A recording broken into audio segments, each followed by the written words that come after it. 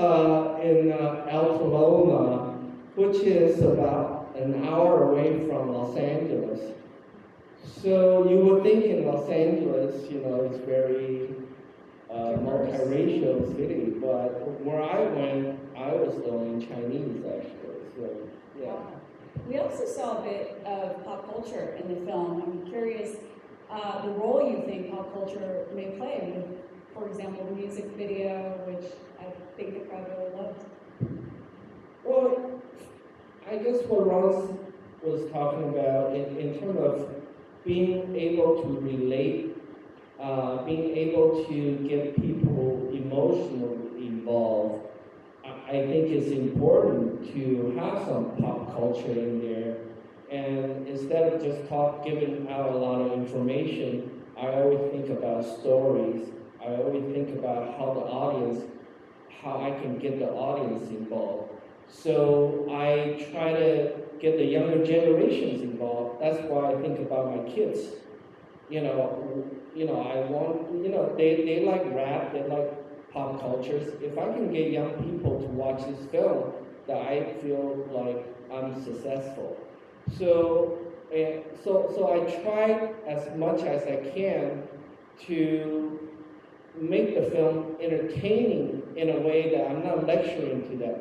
I want them to feel emotionally involved, and that means whatever I can do, put rap music, to put pop culture, whatever, to get the message through. So.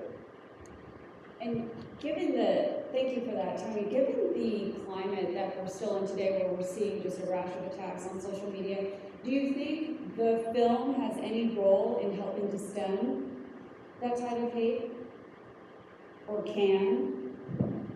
I think so. I think this film could play an important role, right? And remember, this audience is not technically the target audience. We want to go nationally. We want other people who are not as involved, who don't know our history, even our own community members. A lot of young people didn't know the incident with Vincent Chin. They didn't understand redress. They didn't know the fact that there were riots going on in the history. So even within our own community, but San Francisco, Los Angeles, Sacramento, where we have the opportunity and the resources to show, is not really the target audience.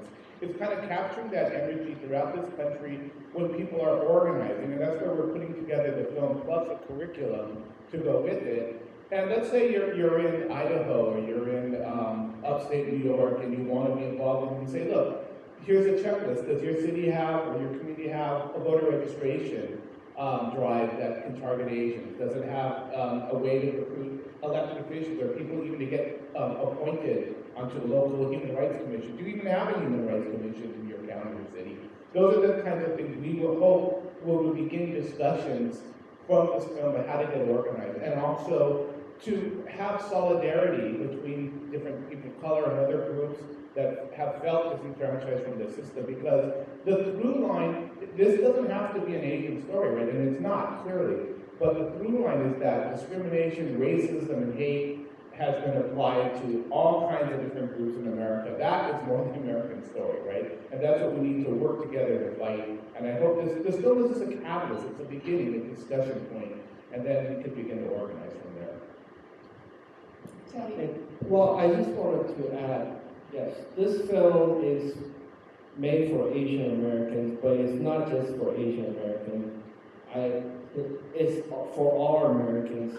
And we had, white Americans, black Americans, Latino Americans look at this film, and they were really surprised and learned a lot of things that they didn't know about. So I think it has really good educational value.